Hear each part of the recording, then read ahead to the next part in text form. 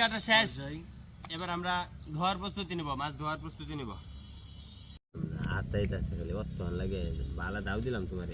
আমাদের মাছ কাটা শেষ।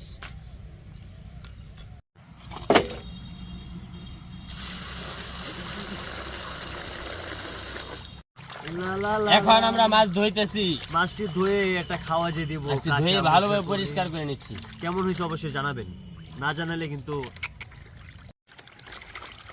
বাতি কর করা মাছটি লাল হয়ে রয়েছে একেবারে। আচ্ছা,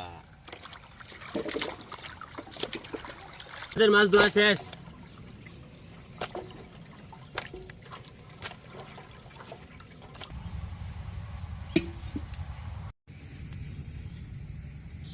এবার তেল দিব।